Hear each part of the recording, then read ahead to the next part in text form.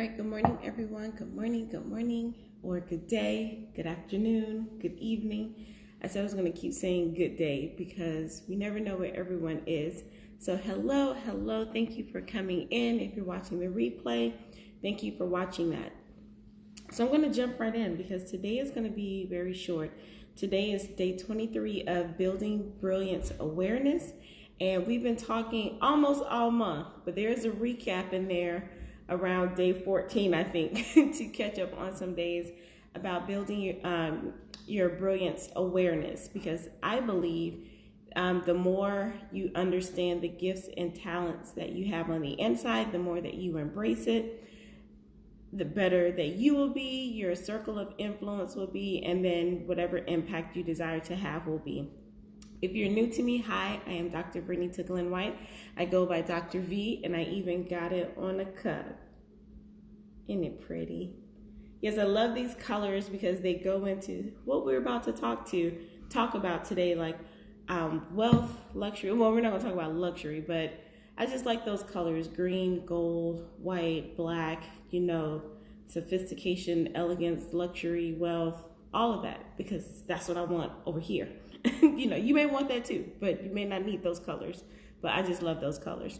But anyway, so I am a life and empowerment strategist. Oh, I forgot to tell you all the other day when I said I'm an igniter. So I learned this from my e-commerce mentor. She was talking to someone else, and I was like, well, if I hear it and it applies to me, I'm using it too. But an igniter is someone who likes, like a catalyst, likes to say, hey, what's on the inside of someone? Let's go ahead and dig that out, because I want to give you a strategy so you can go out and prosper, so you can go out and do it. So you may not know all the things that you want to do, but if you talk to someone and someone can walk you through a process to figure out what's in your head, I was like, I like that stuff. And then if it's in my exact lane, then we can go a little further. But if not, I've built up a circle of people to where I can refer you to reach that goal. Because my whole thing is I want to see you win. And I didn't know that about myself. And I was like, yes, that is really what I do, especially as an educator. See, transferable skills. We do, most of us, want to see people win. We want people to use their gifts and talents. So that's why a lot of us say, oh, we want to help children. We like children. I tell my students, don't tell me that you want to be a teacher because you like children, because you could have been a camp counselor or opened a daycare center or you could have done something else. But that to be able to impart knowledge, like, I know it sounds cliche, but seriously, impart knowledge or see what someone has inside of them and help them reach their maximum potential. Yes. So anyway, I do all of that. I have part of a company, like I have a bigger company and then a little lane, a stream, which is going to go on today's topic, the Vibe Institute. It stands for where we help high achieving, ambitious women vibrate higher in their influence, brilliance, and excellence so that they can expand their brilliance beyond their titles, positions, and their degrees so they can have the dynamic kick-A life that they deserve or want to have. All right. So all of that to say, today we're talking about 5 to 7 streams of income. I'm not a wealth strategist or a wealth coach.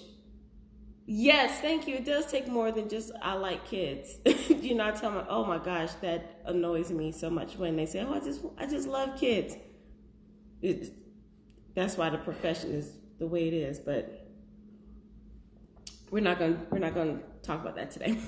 All right, so we're talking about 5 to 7 streams of income. I am not a business coach or wealth coach or anything like that. But when I was going through mapping out all the things that I wanted to talk about, and I saw this today, and I was like, because you'll see it later today, I was like, I wrote that, but that is part of building your brilliance awareness. So I talked about, think about what you are great at, like all the things, not just what you went to school for, if you're traditionally educated, not what you studied, from a coach or anything like that, but what are your natural gifts and talents, right? And I learned this from a business coach, Dr. Tracy. And normally, I don't tell names, which I don't have anything to hide, but I just don't.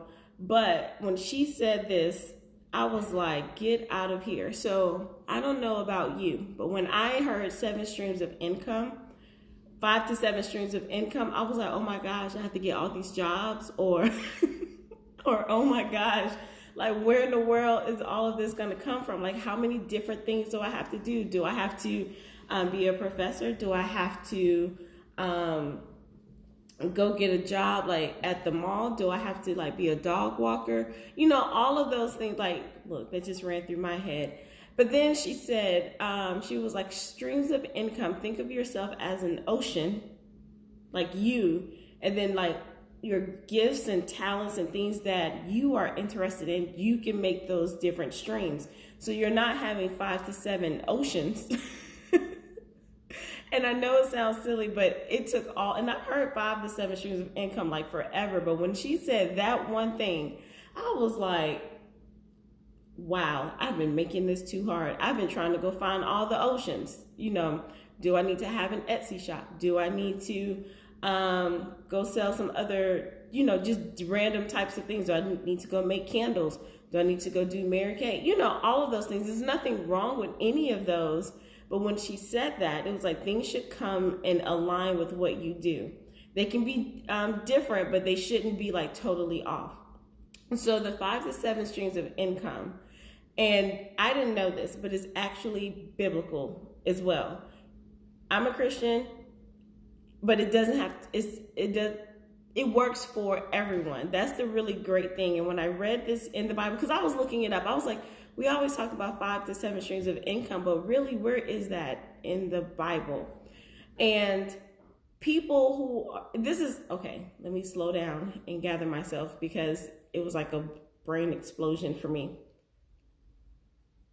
A lot of people who may not appear to be Christian or faith-based, and we're not judging anyone, a lot of successful people have used biblical principles to have extraordinary lives. And those of us, and I say us because I was in this, you know, I'm working my way out of this. Those of us who aren't at the level where we desire to be, and we're the ones to say that we love Christ, we follow Jesus, we do all of this, we read our Bibles, but then when it comes to wealth, we don't apply those principles. The Bible never intended us to be broke Christians. I'm just saying. Like, I hear people talk about that, but then when you read it for yourself and then you have this realization, you're like, oh my goodness. So we're trying to do great in other areas of our lives. We're trying to follow Jesus and follow Christ in other areas, but we're not doing this in our finances. Like, come on now. Like, I grew up, and my mom was careful about this, but it was like we were in church all the time, so we heard all these people. And it wasn't that they were saying like money is bad. So I didn't have that experience. People didn't say that to me, but they never talked about growing your wealth or what it means to be wealthy. It was like people would subconsciously, I would say it was subconscious, like you had to be like, not have a lot of money. Like, it wasn't preached to me, but, you know, you would see all of these Christians in the church, either the pastors and everyone had the money, or the people who had these high-level positions and jobs had the money. But then you had, like, everyday average people, you know, struggling to pay their bills. And it was like no one really talked about these 7 streams of income, how much is biblical. Yes, it works for the principles work for those who work them. Yes, Millionaires in the Bible is an awesome book by Catherine Ponder. I heard that. I need to read it because we need to have that conversation and make it normalized. So I saw this and I was like, wow, it's in Ecclesiastes, and this is not going to turn into a Bible study, but it goes with what we're talking about. Ecclesiastes 11, verse 1 and 2. And I'm reading it in the new NIV. What is that? I forgot what NIV is, but it's the NIV version that gets it very clear. It says, ship your grain across the sea. After many days, you may receive a return. Invest in 7 ventures, yes, in 8. You do not know what disaster may come upon the land. So I looked up 5 to 7, like why that specific number, but even 5 is too low. This says 7, yes, 8. So again, this is like not my area, so but I am excited to explore it, and I'm going to read that book. I'm going to look it up, Millionaires in the Bible by Catherine Ponder. And think about, what are we good at? So most of us have our main career, but I don't even want to call it a main career. That's just one stream of income, right? And then I just started a business venture in the e-commerce business, and it's health. And then some people may think, oh, well, that's another ocean. No, but my goal is to, one, help women, to live their best lives by taking, you can't be brilliant and broke down. I've said that before. And then my other part, my heart is still towards educators and those who are in the training and development industry. And you can't keep giving, you can't keep pouring out to people while not taking care of your body.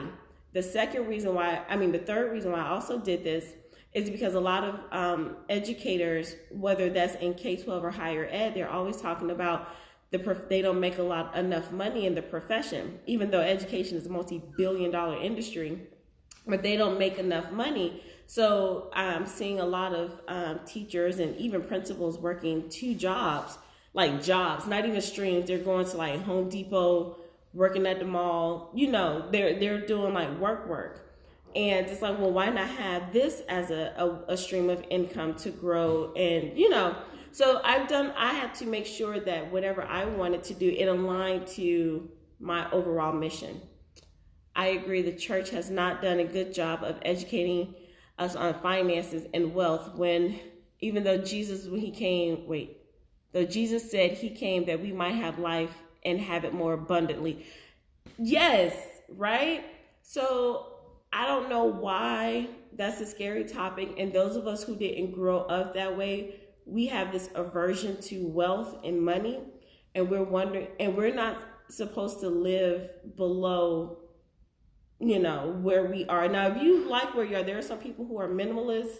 They do their thing. That's not what I'm talking about. So it's not about material possessions, right? But if you desire to have that, there's nothing wrong with that. But it's like, what are you doing to generate that wealth? It's going to be up now, but my thing that you're going to see is going to say 5 to 7, but this says 7 to 8 streams of income. I had 2 jobs when I was in the classroom as a network marketer. Also, you kind of know about my e-commerce business. Why didn't you tell me that? That's cool. I never knew that. I never had like a second job. Like, I know a lot of people who automatically, because that's what some people just do. But I didn't even know about that. So I was already not doing what I was supposed to do. Because like my family, we weren't wealthy or rich, but like my grandfather, he knew how to save money and use money, right? So I was really, really good at saving money, but I didn't know how, and I knew how to invest. So I will say I had investments, still have investments, right? So that's a stream of income as well. If you did not know that, investing. So investing the stock market, and then knowing how to trade, right? The salary wasn't enough in education, and we got to fix that too, some way, somehow. But in the meantime, in between time, we got to get these streams up. But for a 20-something-year-old coming out, it's like, whoa, this is what they're going to pay me. And then the older you get with more responsibilities, you're like, oh, this is what they paying me. So I knew how to, I knew how to save, and I had like investments, but I did not like trading investments like that. But the stock market, money market, right? So, but I didn't know about growing money or finding another stream. I wasn't taught that, right? So now on this other side of 30, other side of 35, it's like, whoa, things need to change. Or you have all of this wealth of knowledge that you have, and what are you going to do with it? So it really opened my eyes when I became a professor. Not right at the moment, but probably like 2 years ago. Yeah, 2 years ago, it dawned on me like, wait a minute, you've been doing all this for free? And not that you can't do things for free, but please just hear what I'm saying. I cried the first 3 months of teaching every time I got paid. Was that a good cry or a bad cry? Oh my goodness. Okay, so So think about this. This is how I kind of looked at it. So as a professor, we are required to teach courses, go speak at conferences, write articles or books or things like that. Let's see, teach, write, speak. And we can do consulting, right? That's what people typically do in education. This is I'll say professional development. I won't say consulting, professional development. So that's 4 things right there that professors do. And anybody in any field, this is another reason why I am attracted to working with ambitious women who may still be in their careers, who don't necessarily want to be entrepreneurs, but there are things that I learned in the professoriate. If we have to just do these 4 things, and anybody in a career can do these things because these apply as well, man, that's 4. My mama said, girl, are you going to do this every month? Yes, ma'am, was my answer. It's ridiculous, the amount of work that educators have to do, and looking at what we get paid. I was like, if you all say that you respect the profession, you got to put your money where your mouth is, because it's ridiculous. Even as a college professor,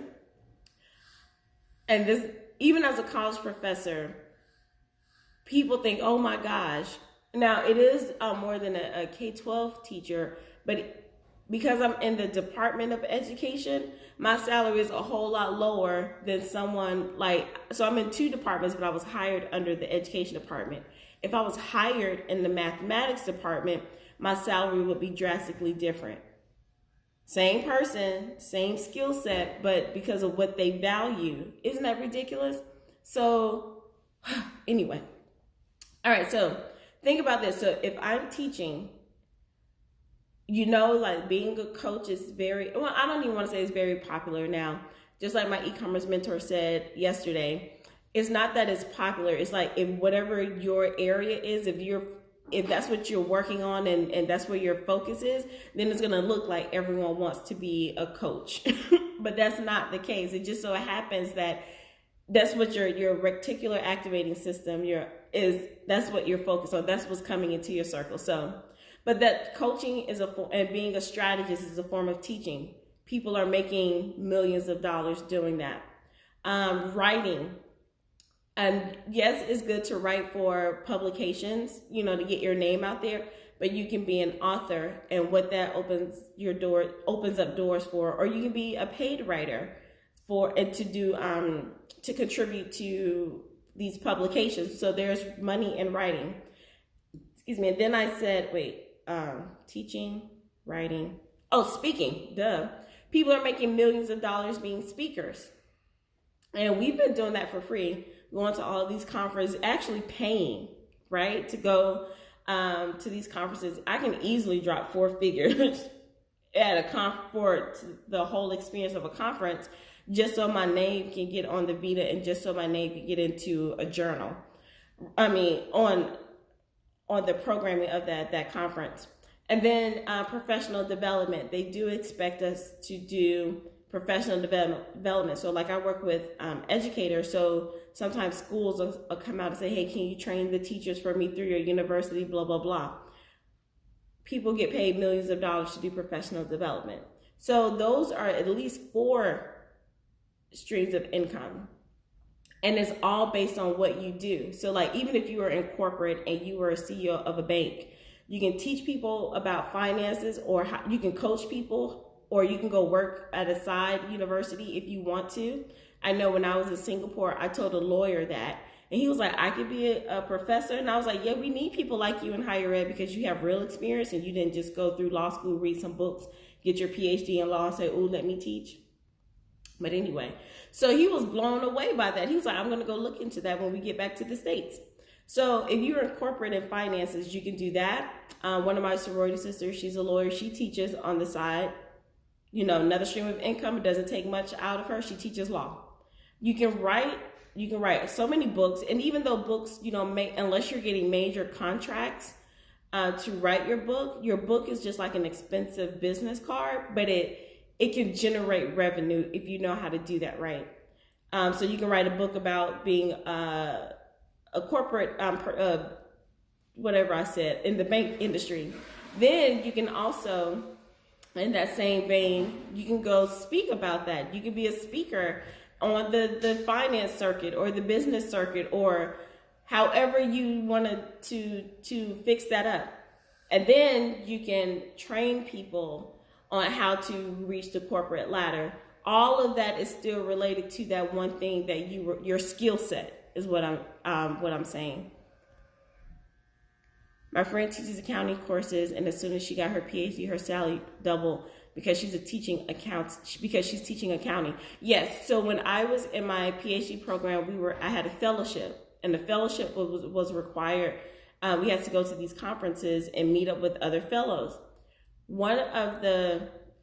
She wasn't in my cohort, but she was coming back. Her starting salary as an accounting professor with her PhD was $120,000. And she was like, man, no, it was like 180. It was 180.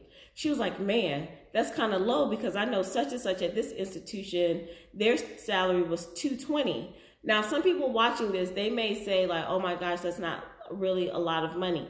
But let me put this in context of how much a professor works. In most cases, if you only thinking about semesters, think about when you were in school. Semesters were 16 weeks. We teach for 16 weeks. That's 32 weeks out of the year. And that's not every day. And that's not 8 to 5 or 9 to 4 or anything like that. So you think about that. So to some people, 120 may not be a lot of money, but if you only look at the amount of time a professor works, not too bad. Now that's accounting. That's not what's happening over here in this education department. And then you have to look at different universities, the size of the universities. I work at a small private institution. So things vary, but yeah, it varies by departments drastically. Yes, the free conferences, so many times, we're not speaking if we speak for free, we should be able to like offer our services, especially you with all that knowledge you got going on. Yes, HBCUs can make a lot, depending on, make sure they can make a lot of money. I know one school here in Florida, they wanted me to come up there, and I was like, I just don't want to live in Tallahassee. I just didn't. It was fam. I gave it away. The School of Ed folks are not on that level. Doctor or not, sure not. And that's what I'm saying. They don't value education. So now, they don't value the profession of education because everything is education. Like, we are the hub. So I don't know why they treat us like that. But that's why I'm focusing on other things. So 5 to 8 streams of income. The Bible says 7 to 8. It's a principle. You don't have to be a Christian or believe in God or anything for this work. It's like a law. It's going to work. And like Kelly said, it's going to work for those who work it. So my challenge for all of us who are brilliant with all of this knowledge and gifts and talents, come on now. We shouldn't leave. I'm going to challenge all of us not to leave 2021 with less than, we're going to do the minimum, 5 streams of income. Now, I'm not saying that they need to all be making 6, 7, 8 figures, but let's line them up. Let's start with 5. Our goal is 8, but let's start with 5 and just write them out. So I'm not saying go start everything, but everything starts with a plan. So as of now, I have my main one for now. I have my e-commerce, which I'm super excited about. My book is out. I have 2 books, which I need to work those books, right? And then I speak, although I haven't gone out for the paid speaking, but I know that that's a lane that I can do. And then coaching and then consulting with schools, like I used to do. So there's money all around us. I hear that from so many business coaches, wealth coaches, people who understand finances and wealth. There's money literally all around us, but we just have to open up and see the possibility. I am still doing that now that I really see this in the Bible. And I love the book of Ecclesiastes. I don't know how I missed that. But I think, oh, I know how I missed it. Because in some of the other versions, it's not as clear. So this is the NIV version. I think like when I grew up on King James, what does King James say? So King James says, cast thy bread upon waters, for thou shalt find it after many days. Give a portion to 7 and also to 8, for thou knowest not what evil shall be upon the earth. That's how I missed it, because I didn't know that said anything about 7 to 8 streams of income. I was like, bread, casting, who gonna get it? So that's another thing. If you, oh, you grew up on NIV? I didn't. It was King James or the New King James. What does New King James say? But either way, that's how I missed it. So I started reading the Passion Translation, which isn't in all the books. I started the Passion Translation when I wrote my first book, because I wanted a variation of scriptures. What does New King James say? New King James says, cast your bread upon the waters, for you will find it after many days. Give a serving to 7 and also to 8, for you do not know what evil will be on the earth. Similar. Again, I don't know what that says. So I'm glad I found the NIV version where it specifically says 7 to 8 ventures. We know what that means, right? So I hope you enjoyed that. I enjoyed it. Yes, now I'm loving the NIV as well. I do go through, I read a few passages. I always start with King James or New King James, because of course that's just familiar. But then I go on to the other ones because I'm like, what you trying to say to me? Right? So Ecclesiastes 2 in the NIV version, 1 and 2, is a principle. We all should have, I will suggest that we all at least write down 5 streams that we could possibly start working through for the next 3 years. Because the law says 7 to 8. And people who don't even read the Bible, because what happens, and then I'm going to get to, my morning supplements. What happens, all of these leadership books and these wealth books that people have been known for, some of these big names, guess where they get all of these principles from, especially leadership? They get it from the Bible. And they may not be Christian, but they're still successful because the law is the law is the law. It works for those who work it. So it's time for us who grew up with this law. It's time for us to work it as well. All right, so the other day I was going to take my supplements, and I said I wasn't going to take them on camera because it was early, but then I almost forgot them. So let me go ahead and do that. So this ties in. My other stream is my e-commerce business. You can either be on the consumer side. That's how I started.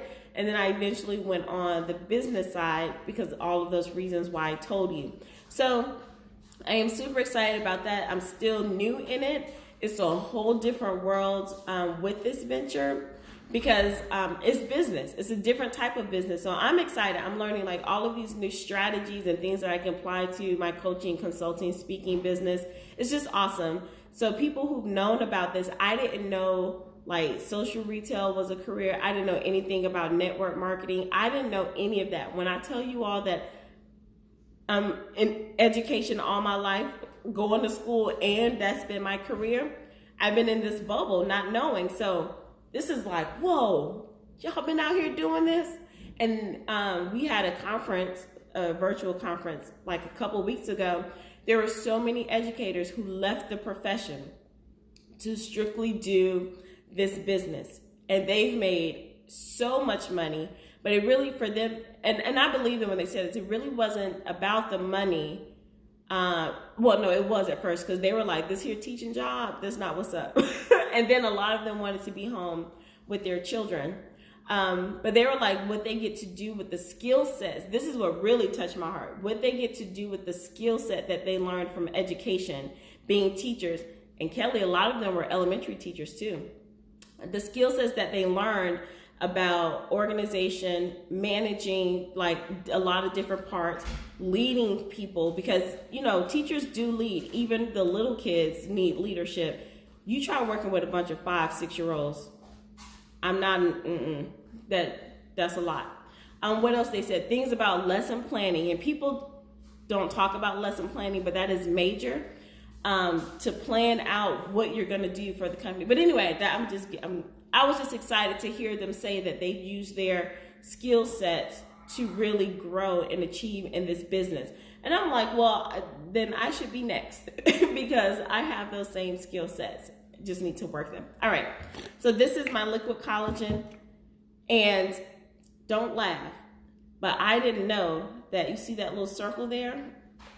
This is exactly a tablespoon. So I did a Reels and I showed it in here, and one of my customers said, wait, I didn't know I could use a top. I said, girl, it's actually a tablespoon. I saw somebody do it in our group.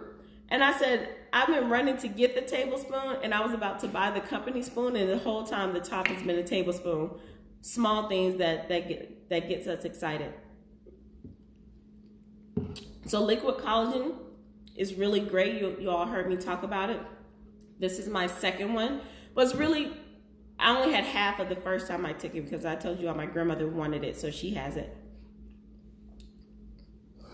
Really, you started at 19 with Mary Kay? I didn't really want to do Mary Kay. I wanted the pink Cadillac, but I didn't think I had the skill set to really work at it and talk to people because I'm an introvert, believe it or not. And so I went to some meetings, met some great people, but I was like, ooh, I don't know if this is for me. But people have been, Mary Kay is still around. And that's another thing. It's my soapbox. See what you did? And I'm on something else. Some people approached me and said, "Oh my gosh, you're trying to do this pyramid scheme or this, that, and the other." I won't get too much into that, but Mary Kay and Avon, very similar. That's all I'm gonna say. So thank you for saying that. But that is the same thing. Thank you. I am working to be next. Like I keep seeing the opportunities, and I have to know. Like I see people who are doing like super well when they first come in. I'm on day like I haven't even made 2 months yet, but I'm appreciating my progress and I made a rank. I'm so excited about that. So thank you for saying that because this is brand new to me. Network marketing is great personal development. I'm learning that. And, you know, if you don't know, I'm really big into personal development. That's what I want to coach and teach on. That is what I'm coaching and teaching on as well. So I am seeing that. You are so right. I had no idea. So this is my fat burning pudding. It is collagen infused. And what I learned, this is lemon. I think I like lemon more than I like my mango. I think I do. Some people have asked, like, how often do you have to take your supplements? If you take vitamins, you take them every day. I believe that I will take collagen like forever because I used to take the powdered collagen. With the fat burning pudding, I don't think you need to take it every day. One of our team members, she got to her goal weight and her shape and, you know, all of that. And she stopped taking it because she's learned through the process on how to maintain. So she stopped taking the fat burning pudding. So you don't have to take that one. Once you get to where you want to be, then you can stop. Yes, it is a lack of education. It is a business. Their jobs are based on pyramids. Yes, now the more I'm learning, it's like I wasn't trained about that. It was like always go to school, get a good job, but not knowing, you're right, that is a pyramid because we're at the bottom of the bottom. Even with a PhD, at the bottom of the corporation called the university, because it is a corporation. People can say what they want to say. It's a corporation. So yes, that's what I do. And this is one other thing I learned. I was watching a live from, she's on my team, but she also has her own team. She's a plastic surgeon. She's a plastic surgeon, and I didn't say this to her, but it was in my mind. So when I watched her live, it was like that was the answer to help me with this. I was like, well, if people see me taking this, and if I'm not like, you know, super in shape, like I haven't lost 30 pounds or 15 pounds in the amount of time I've taken it, people might think that it doesn't work. And what she was saying, and I didn't even ask her this question, but I was just listening to her talk. She was saying that people were coming for her too. It was like, oh, you've been taking this for 4 months. but you don't weigh yourself. We don't know the number of pounds you lost. She said, my body is transforming from the inside out. And what this product does, since it blocks the fat storage, it works from the inside, like the visceral fat. So it'll start like shrinking the fat around the organs and that deep layer of fat that's around your midsection. And it starts with contouring your body. That's why it helps with muscle tone. Because like people who see me, like I haven't weighed myself, but people who see me, they say, are you getting smaller? Or we see a difference in the way you look, even though I may not feel like, oh my gosh, I don't know if I lost 10 pounds or anything like that, but it's the inside out process. And she's a plastic surgeon. So I listened to the plastic surgeon, and then I went back to read some more about the product, and I was like, okay, that's what it is. So she's like, it's a healthy burning, like literally slow burn to get it off. So nothing rapid. So I don't want to endorse anything rapid fat burning, because I got a whole thing with that. But that made me feel so much better. Like the products made me feel better, but hearing her say that, and now I understand the terminology of the product, that's what it does. Yeah, it made more sense. Like I knew what it meant, but then I was like tripping up like, man, I don't feel like I lost like 5 pounds or anything like that, but it's not pound wise. It's the burning of the fat from. So if you got something that's deep, even, like skinny people can have a lot of like visceral, like fat around the organs. I didn't know that. So you can be skinny and unhealthy as well. And then the last thing I take is a probiotic. It really does taste like candy. I told you I didn't really believe them when they said that, but it does. And that helps with gut health. And when your gut is clean, everything else can flow, right? So that's all I have. I hope you got something from today. I got something from my own stuff today. I mean, I normally do, but it was like, whoa. So I hope you learned something today. Let me know down below if you want about what are you going to do for your 5 to 7 income streams. Like, you don't have to tell me, but just say like, I'm working on it, or I already have some I didn't realize I had, because I just told you 4. And as an educator, especially if you're in higher ed, anybody can do this, but they want us to do these 4 for them. We can do these 4 for us. So we are already there. Oh, you're welcome. Thank you for coming.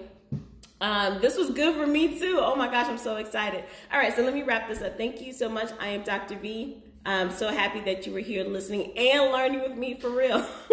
Go have a great day and be brilliant. I will see you all tomorrow. Bye.